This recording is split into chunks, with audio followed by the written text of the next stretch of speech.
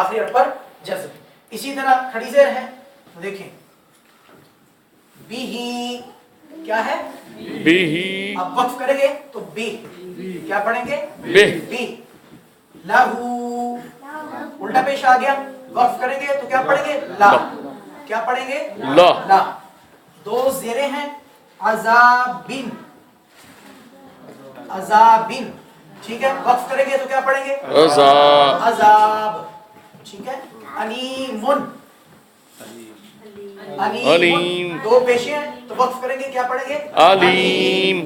تو یہ جتنی حالتیں آپ کے سامنے لکھی گئی پیش زبر زیر الٹا پیش کھڑی زیر دو زیریں دو پیشیں ان پر جب بھی وقف کریں گے ٹھہریں گے رکیں گے تو ان کو کیا پڑھنے میں کیا کر دیں گے ساکن کر دیں گے اور آواز جزم کی پیدا ہوگی. آواز کون سی پیدا ہوگی جزم کی پیدا. پورے قرآن مجید میں آپ دیکھ لیں جہاں پہ بھی ان حالتوں پر پیش زبر زیر الٹا پیش کھڑی زیر دو زیریں دو پیشیں ان حالتوں پر جب بھی ہم وقف کریں گے تو آخری حرف کو پڑھنے میں کیا کر دیں گے پڑھنے میں جزم دے دیں گے یا ساکن کر دیں گے. ٹھیک ہے. جیسے دیکھیں بھی یہ کھڑی زیر ہے تو وقف کریں گے تو بھی. لہو الٹا پیش ہے تو لہ پڑھا جائے گا. عذابن دو زیریں ہیں تو عذاب پڑھا جائے گا. علیمن دو پیشیں ہیں تو کیا پڑھا جائے گا علیم. تین مثالیں تو سورہ فاتحہ میں موجود ہے پیش زبر زیر کی. الحمدللہ رب العالمین نون کے اوپر کیا ہے زبر. لیکن جب ہم نے وقف کیا تو اسے جزم پڑھ رہے ہیں عالمین. الرحمن الرحیم میم کے نیچے کیا ہے زیر. لیکن جب ہم وقف پڑھ رہے ہیں تو آخری حرف کو پڑھنے میں ساکن. الرحیم بولیں الرحیم الرحیم مالک یوم الدین مالک یوم الدین. یہاں پر بھی دیکھیں دینی ہے دینی نون کے نیچے زیر ہے. اسی طرح ایاک. اچھا دیکھیں یہ مجھے بتایا لفظ ہے نعبدو اسے بغیر وقف کے پڑھیں. اب نہیں دو کون پڑھ رہا ہے نعبدو دال کے اوپر پیش ہے نا پیش کی آواز کو لمبا نہیں کرنا. نعبدو یہ ہو گیا بغیر وقف کے. اب وقف کے ساتھ پڑھیں نعبد. کیا پڑھیں گے نعبد نعبد. ٹھیک ہے. لفظ ہے صراطن صراطن اسے بغیر وقف کے پڑھیں صراط بغیر وقف صراطن. ٹھیک ہے. بغیر وقف کے بولیں صراطن صراطن. اب وقف کریں ذرا صراط صراط. ٹھیک ہے. یہ صراط جی صراط صراط صراط صراط. ٹھیک ہے جی. بس یہ چند مثالیں تھیں. باقی قرآن مجید آپ پڑھیں گے تو سینکڑوں کیا ہزاروں مثالیں آپ کے پاس موجود ہیں. تو اس میں دیکھیں پیش زبر زیر الٹا پیش کھڑی زیر دو زیریں دو پیشوں پر جب بھی وقف کریں گے تو آخری حرف کو پڑھنے میں ساکن کا مطلب جزم. ٹھیک ہے. وہ آپ نے جان لیا تھا یہ جزم ہوتی ہے. ٹھیک ہے. اس کو ساکن بھی بولتے ہیں اور جزم بھی بولتے ہیں.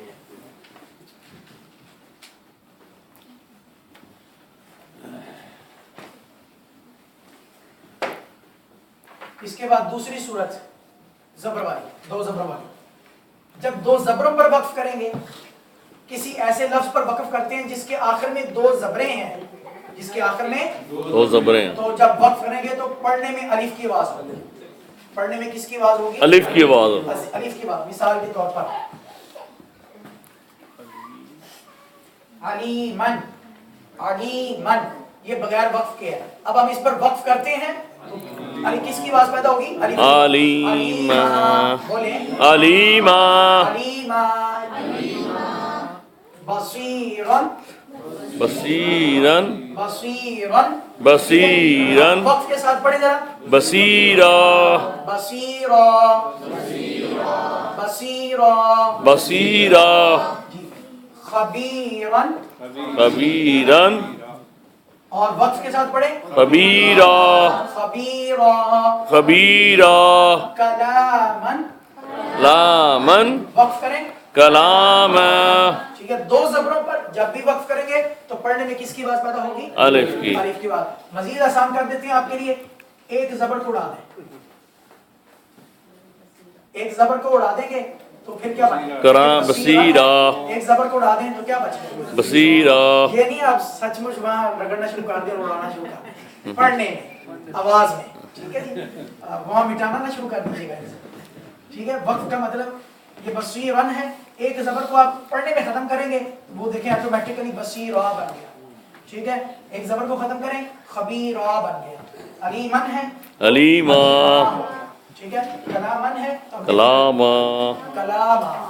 जी दोबारा सुने, दो ज़बरों पर जब भी वक्फ करेंगे तो किसकी आवाज़ पैदा होगी? अलिफ की आवाज़ पैदा। आज हम तीसरी सूरत पे आते हैं। तीसरी सूरत गोल ता, ठीक है। एक तो ये ता है और हा के ऊपर दो नुक्ते आ जाए तो उसको भी ता बोलते हैं।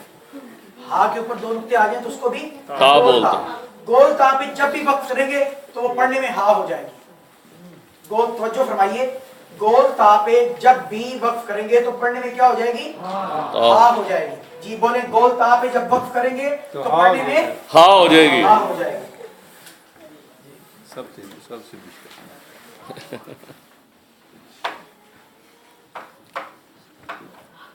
मिसाल के तौर पर ये लफ्ज है साबिरतुन, साबिरतुन, ठीक है। आखिर में गोलता आ गई, वक्फ कहाँ होता है? लफ्ज की आखिर में। तो ता है साबिरतुन, ता आ गई। अब वक्फ करें जरा, साबिरा, साबिरा, साबिरा, साबिरा, साबिरा, साबिरा, साबिरा, साबिरा, साजिदतुन, ठीक है। तो वक्फ करेंगे साजिदा, ठीक है। गोलता हा में हम नमाज तकबीर इकामत कही जाती है ना, क़द क़ामतिस सलातु क़द क़ामतिस सलाह। यहाँ अक्सर गलती कर देते हैं, क़द क़ामतिस सलातु क़द क़ामतिस सलात पढ़ देते हैं। क़द क़ामतिस सलातु क़द क़ामतिस सलात नहीं पढ़ना। अब देखें जरा, सलाह तुन है, सलातुन, जब हम इस पर वक्फ करेंगे तो क्या बन जाएगा? सलाह, सलाह। पहला चूंकि मिला के पढ़े वो ता ही पढ़ेंगे, लेकिन दूसरी सलाह पे हम वक्फ कर रहे हैं, क़द क़ामतिस सलातु क़द क़ामतिस सलाह। जी बोले, क़द क़ामतुस सलाह, क़द क़ामतुस सलाह, ठीक है। सलात नहीं पढ़ना, सलाह। तो ये वक्फ। इसी तरह इसकी और बहुत सारी मिसालें हैं। उसके बाद खड़ी ज़बर, सिंपल सी बात है, जब हमने खड़ी ज़बर पे वक्फ करना है, नो चेंज, कोई तब्दीली नहीं, जैसे है वैसे ही पढ़ना है। क्यों?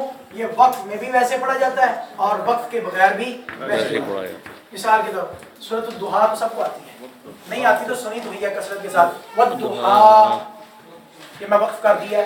वल्लैलि इज़ा सजा, वक्फ कर रहा हूँ।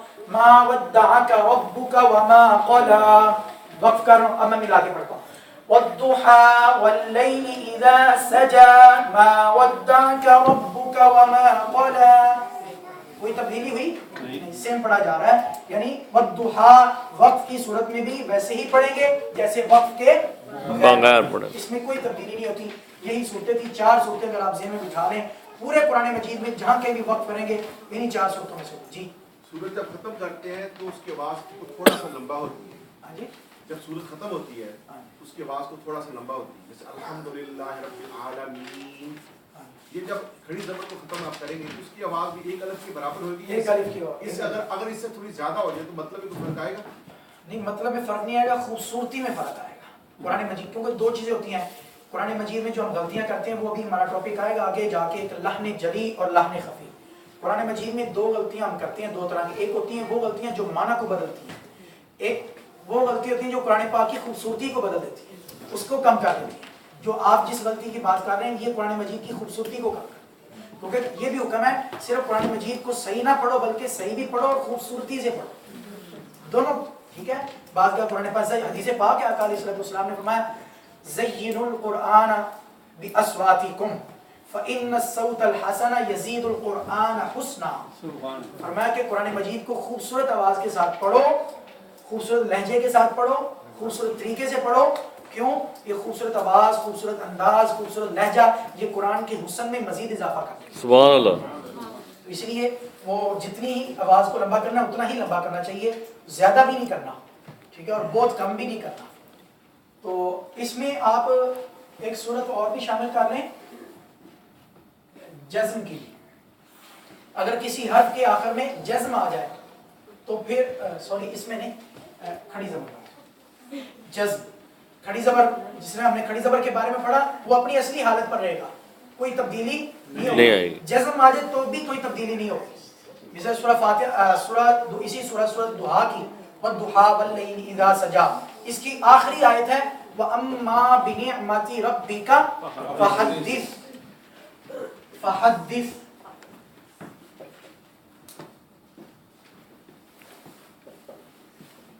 अब देखें आखिर में जज्म आ गई, तो अब वक्फ भी फहद्दिस इसी हालत में पढ़ेंगे। मिला के अगर पढ़ता हूँ वअम्मा बिनिअमति रब्बिका फहद्दिस बिस्मिल्लाहिर रहमानिर रहीम, मिला के पढ़ा तो भी फहद्दिस पढ़ा जा रहा है, और अगर बगैर मिला के पढ़ूं वक्फ करूं तो भी हदीस। ठीक है, तो खड़ी जबर या जज्म पर वक्फ करेंगे तो कोई तब्दीली नहीं आएगी। नहीं होगी, नो चेंज। अब दोबारा मैं एक मरतबा दोहरा देता हूँ, पेश जबर जेर, उल्टा पेश खड़ी जेर, दो जेर दो पेश, पर जब वक्फ करेंगे तो आखिरी हरफ को पढ़ने में साकिन कर देंगे, जज्म वाला पढ़ेंगे। दो जबरों पर जब वक्फ करेंगे तो पढ़ने में अलिफ के बाद पैदा होगी। गोल ता पे जब वक्फ करेंगे तो पढ़ने में हा हो जाएगी। खड़ी जबर और जज्म पर जब हम वक्फ करेंगे कोई चेंज नहीं है।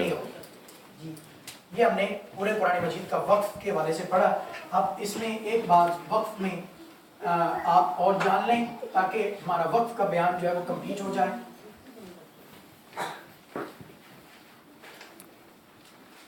वक्फ की कुछ अलामात भी हैं, ठीक है जी। तो कहाँ हमने रुकना है, ये बात नहीं है कि जहाँ दिल चाहे हम रुक जाएं कुरान मजीद में। इसके भी कुछ उसूल और कवानीन है। अगर हम गलत जगह रुक जाएं और फिर सही तरीके से शुरू ना करें तो भी माने में बदल। अब इसकी वक्फ की अहमियत क्या है कुरान मजीद में, आप एक उर्दू की आवाज़ से मिसाल से आप समझ लें। मिसाल के तौर पर